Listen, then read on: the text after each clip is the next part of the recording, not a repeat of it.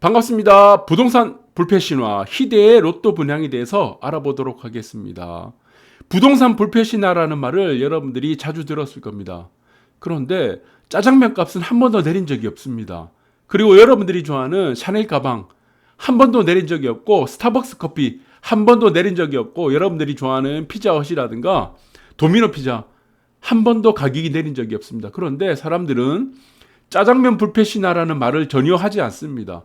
샤넬 가방 불패신화라는 말을 하지 않죠.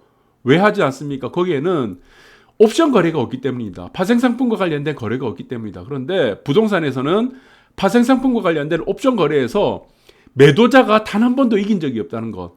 모든 거래에서 매수자가 다 이겼습니다. 유일하게 2008년도 1뉴욕사 350만 년 동안 2008년 서브프라임 모기지 사태 때만 CDS라는 크레딧 디폴트 스왑으로 스왑 거래에서 매도자가 단 한 번 이겼습니다. 그 당시 미국은 2년 정도 하락 조정을 거치고 지금 다 전고점을 다 돌파해버렸죠. 2배 이상 다 올라버렸습니다. 그래서 부동산 불패신화라는 말은, 이것은 여러분들이 가격이 많이 오르기 때문에, 가격이 그동안 계속 올랐기 때문에, 인류 역사 350만 년 동안 부동산 가격이 계속 올랐죠. 화폐는 계속 발행되니까. 거기에 따라서 불패신화가 된 것이 아니고, 여기서는 옵션 거래에서 매도자와 매수자의 싸움에서 다 매수자가 이겼기 때문에 부동산 불패신화라는 말을 쓰게 되었다. 그렇게 보시면 됩니다. 이것은 다 2000년대 이후부터 쓰게 된 말입니다. 그리고 희대의 로또 분양에 대해서 오늘 충격적으로 한번 밝혀보도록 하겠습니다. 여러분들 이 로또 분양을 한번 보시면은 아마 오금이 저릴지도 모른다, 이 생각이 듭니다. 잠깐 시장 상황을 보게 되면은, 제가 지지난 시간부터 계속 말씀드렸죠. 경기 확장 국면으로 가게 된다. 경기가 여기서는 소비가 늘고, 그 다음에 뭐 수출이 늘게 되고 하면은 내수가 회복이 되고, 내외 쪽으로 회복이 된다 그러면 어떻게 된다고 그랬습니까? 금리 올린다고 그랬죠. 왜? 금리 있죠. 금리 올린다고 했죠. 금리 올리고 이것이 무엇입니까? 경기 회복에서 경기가 확장되고 있다. 이 경기 확장 국면에 접어들게 되면 어떻게 됩니까? 부동산 가격하고 금리와 같이 올라갑니다. 금리도 올라가고 부동산 가격도 같이 올라가게 되는 효과가 나타나는 거죠. 이것은 여러분들이 뭐 쉽게 서점에 가기면은 경제학 원론이라든가 경제학 개론이 있습니다. 그 책을 봐도 기본적인 사항이에요. 이 세상이 그렇게 간단하지가 않습니다. 금리 올린다고 무조건 부동산 가격이 떨어집니까? 금리 내리면 무조건 부동산 가격이 올라갑니까? 그렇게 쉽지가 않다는 겁니다. 간단하지가 않다는 겁니다. 그래서 뭐 미시경제, 거시경제 이런 것까지 여러분들이 뭐 참고할 필요는 없지만, 적어도 부동산을 한다 그러면은 경제학 원론 정도는 여러분들이 한번 읽어보시기 바랍니다. 그리고 그 경제학 원론에 보시면은 제가 꾸준하게 말씀드린 게 있죠. 차트에서 반비례 방향으로 간다. 이게 무엇입니까? 이것이 바로 한계 효용 체감의 법칙이다. 이것이 작용하는 게, 가장 많이 작용하는 것이 바로 한정 자산인 부동산에서 가장 많이 작용을 한다. 이렇게 보시면 될 것 같습니다. 대부분 모든 제야도 다 가능하죠, 적용이. 그래서 금리와 부동산이 같이 올라가는 시기가 나타난다. 이것이 바로 경기 확장 국면이라는 부분을 계속 언급해드렸고, 제가 이틀 전에 방송에서 말씀드렸습니다. 미국의 5월 소비자 물가지수 CPI가 4.7%가 컨센서스였습니다. 그런데 제가 컨센서스를 예상치를 웃돌 것이다 라고 미리 말씀드렸죠. 5%를 넘어갈 것이다. 이 부분들 여러분들 확인해 주시기 바라고, 현재 강남 아파트 없어서 못 산다. 매수 심리가 다시 17개월 만에 최고치가 들어갔습니다. 금리 지금 올라간다는데 왜 매수 심리는 올라가죠? 경기가 확장 국면에 돌입하게 되면 이렇게 된다는 겁니다. 그래서 처음에 경기 확장 국면에 진입을 했을 때 오판을 하신 분이 굉장히 많아요. 이 경제학에 대해서, 경제 논리에 대해서, 시장 논리에 대해서 아주 지금 무지한 사람들은 여기서 오판을 합니다. 보니까 금리 올린다 그래. 그러면은 금리 올린다, 악재가 떨어지겠네, 집을 팔아야 되겠네 라고 오판을 하시는 분들이 팔게 되는데, 이 국면부터 경기 확장이 들어가고, 이 국면에서는 금리와 부동산 가격은 함께 올라가는 국면으로 진입하게 된다는 부분들입니다. 그래서 여러분들은 기본적인 사항들을 잘 알고 계셔야 됩니다. 토지 거래 허가구역 피한 노원구는 아시겠지만 밑에 도표가 있습니다. 서울에서 지금 가장 많이 올라가게 됐죠. 올라가고 있습니다, 현재. 올라가고 있는데, 아무래도 재건축 단지들이 주도를 해서 올라가고 있는 형국이다. 그래서 재건축의 기준이 조합원 지위 양도가 네, 안전진단을 기준으로 해서 이루어진다고 지금 서울시와 국토부가 협의를 한 상황이다. 그래서 안전진단 이전의 단지들을 매수가 집중되고 있는 상황이다. 이렇게 보시면 될 것 같습니다. 그리고 부산도 마찬가지입니다. 지금 서부상권들이 가격은 많이 오르고 동부상권은 현재 심리가 최고치에 이르고 있다라고 보시면 될 것 같다. 그래서 서울, 부산, 수도권 전반적으로 어느 하나 할 것 없이 다 오르고 있습니다. 왜 다 오르고 있습니까? 경기 확장에 대한 기대감. 그리고 여러분들이 2000년대 이후부터 대한민국은 98년도 이후부터 저금리 시대가 됐죠. IMF 때 이후부터 금리가 올라가는 상황에서 금리가 상승합니다. 금리가 상승하는 와중에 부동산 가격이 하락을 한 적이 없습니다. 부동산 가격이 하락을 한 적이 없습니다. 이 논리가. 미국은 어떻습니까? 미국은 1980년대부터죠. 여기서부터 저축의 시대가 끝나고 투자의 시대가 됐죠. 왜 투자의 시대가 됐습니까? 통화 팽창 때문입니다. 통화가 급격하게 팽창된 부분이 여기서 나타났는데 이 국면부터 어떻게 됐냐? 금리가 올라가는 상황에서 집값이 하락한 적이 단 한 번도 없었습니다. 여러분들 이것은 제가 자료를 여러분들한테 이 방송을 할 때 한국은행 자료하고 OECD 자료하고 경제협력개발기구 자료 이 세 개만 딱 구합니다. 여러분들한테 딱 보여줘요. 그 팩트 지난 시간들 해서 다 보시기 바랍니다. 보시면은 한국과 그리고 미국 투자의 시대로 넘어왔던 한국은 2000년대 이후 98년 이후 미국 같은 경우는 1980년대 이후부터 금리 상승기 때 집값이 하락한 경우가 단 한 번도 없었다. 그 이유가 무엇이었냐? 통화 팽창 때문이다. 이 부분을 여러분들이 잘 이해를 하시기 바랍니다. 그리고 여기서 골자가 나옵니다. 제가 로또 분양이라는 부분들을 희대 로또 분양이라고 이름을 붙였습니다. 왜 희대의 로또 분양이 되냐?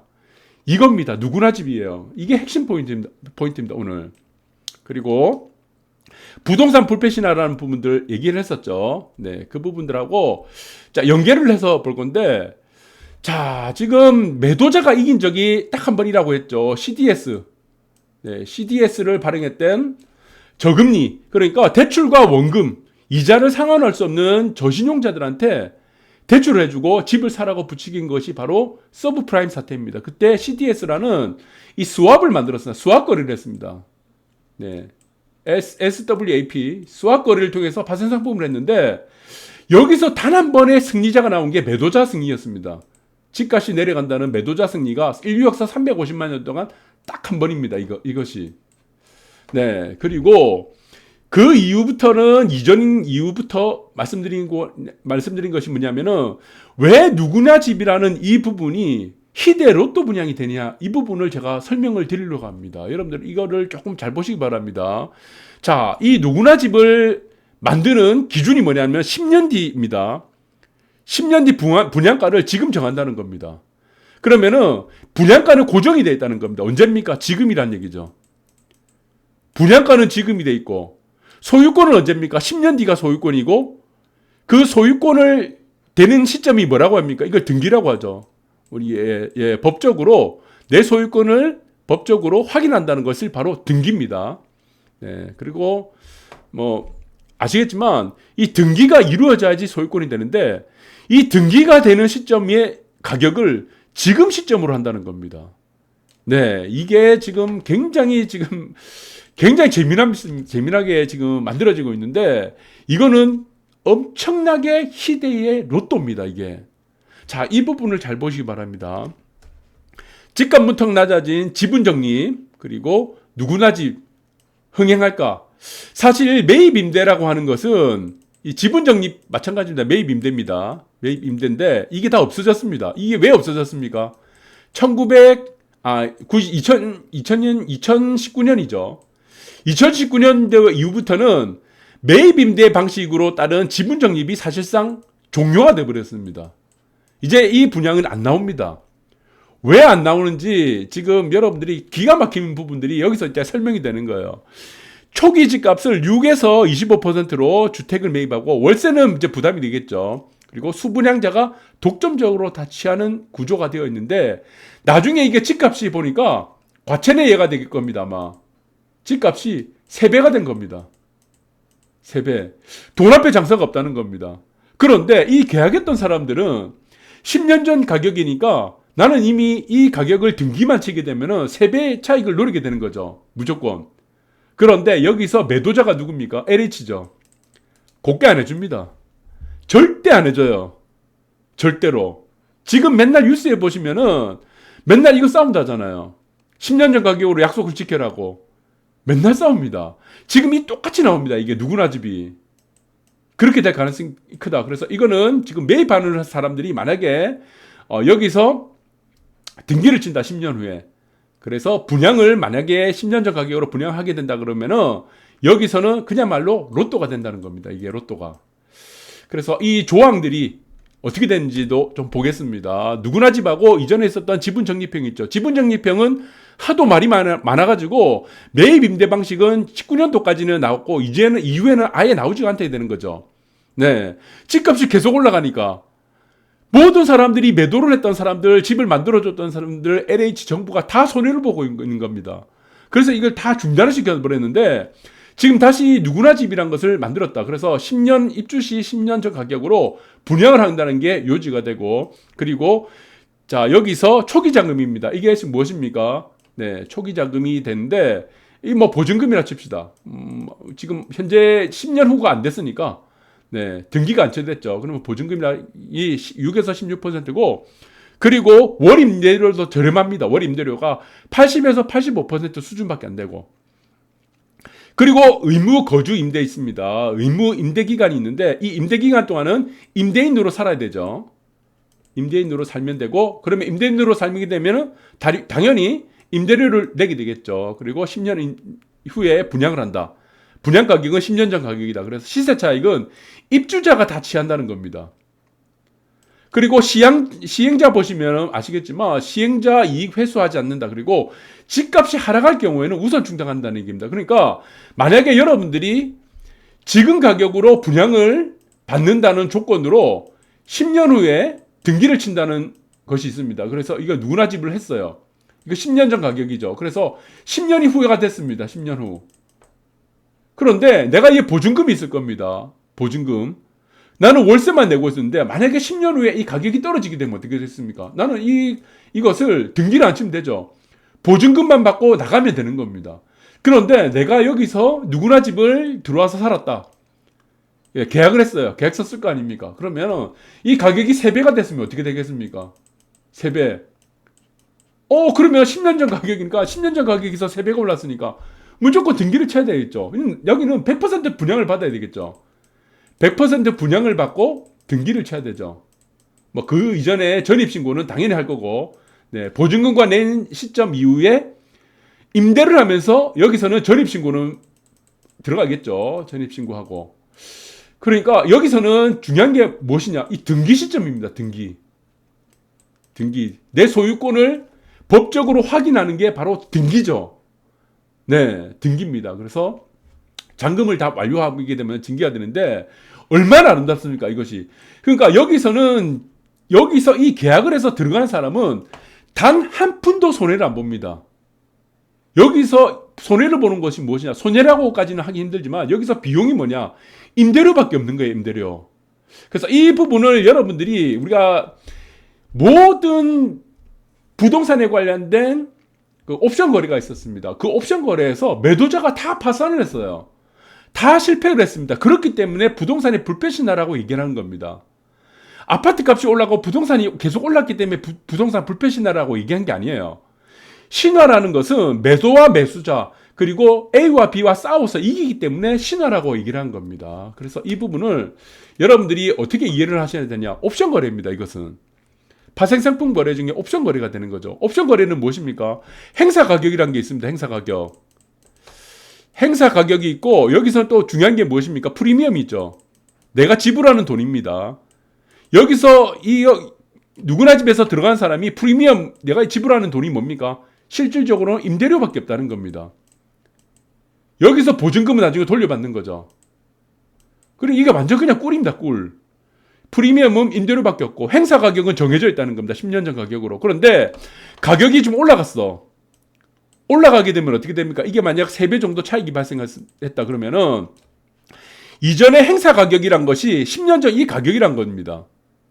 차익을 무조건 얻게 된다라는 부분들을 여러분들이 알 수 있는 거고, 이 도표상으로 알 수 있다는 겁니다. 그래서 여기서는 존재하는 게 무엇이냐면은 그 옵션 같은데 파생 상품에 보면은 여기서 보면은 변동성 지표라는 거 있습니다. 네, 여기서는 변동성 지표가 델타가 있습니다. 그래서 가격 탄력성 지표가 되어 있고, 여기서는 뭐 민감도 지표도 있을 거고, 델타 값만 존재를 한다는 거고, 그러면 우리가 여기서 매도자들이 승리하는 방법이 있습니다. 여기서는 만약에 정부라든가 LH가 승리하는 방법은 무엇이겠습니까? 이것은 바로 매도자가 될 겁니다.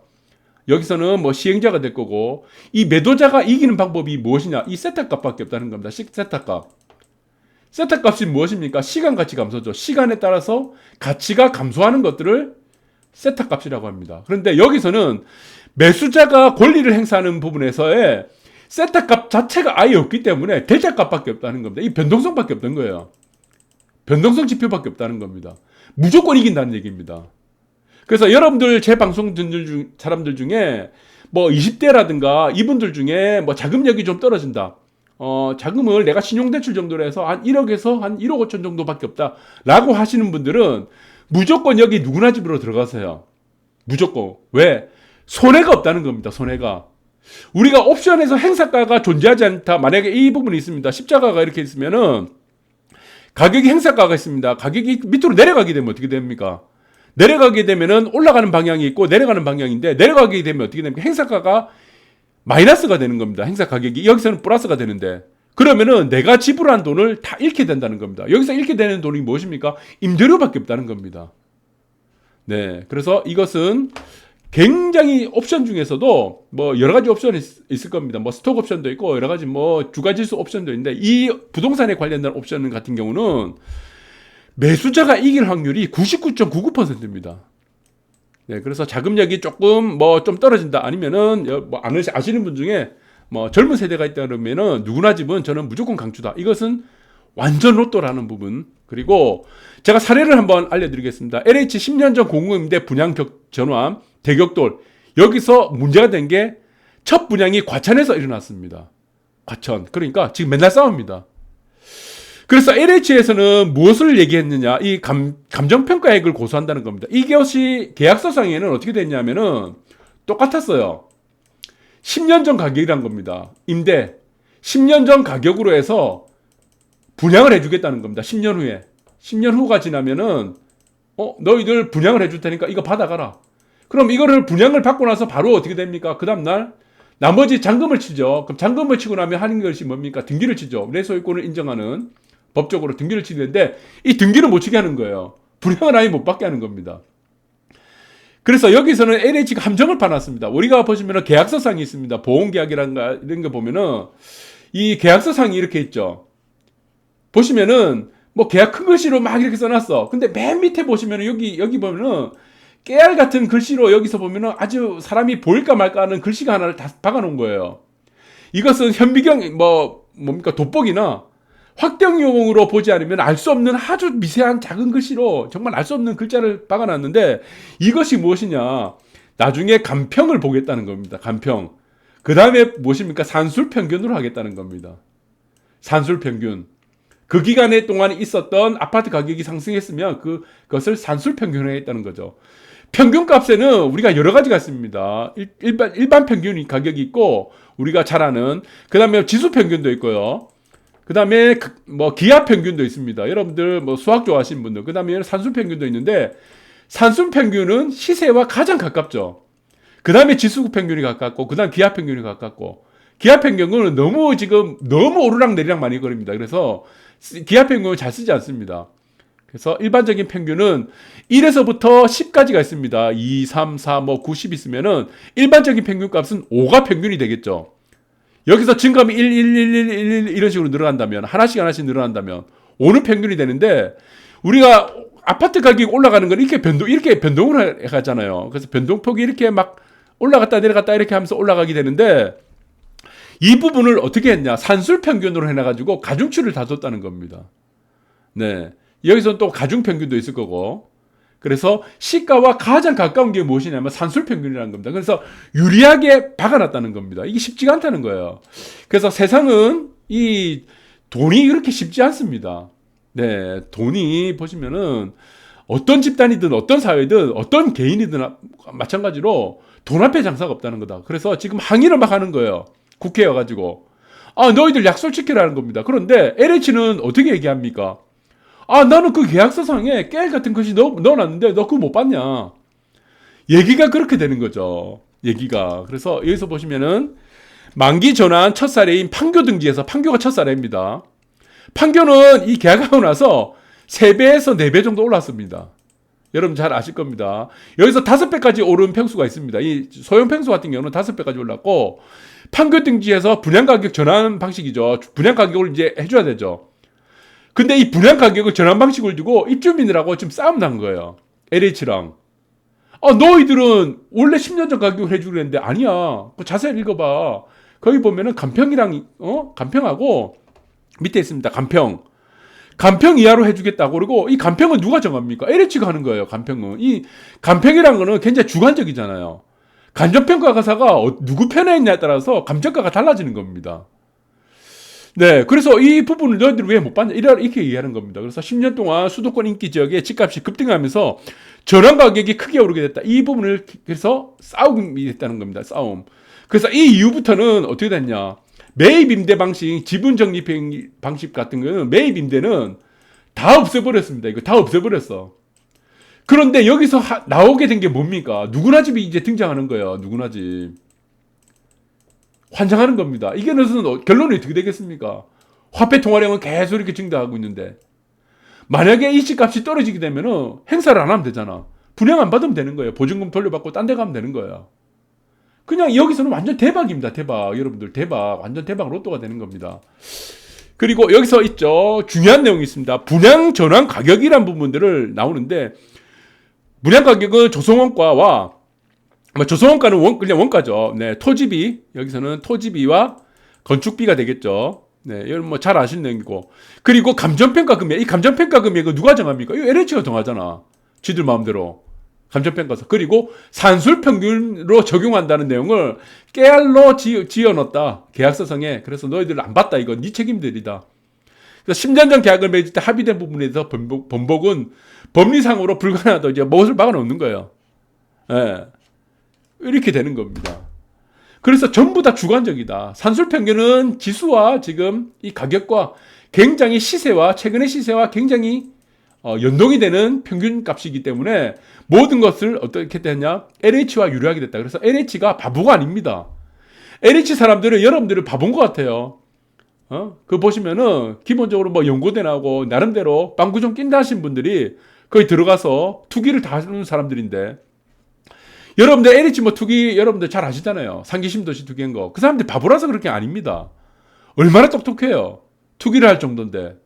손해 안 봅니다. 이 사람들 절대로.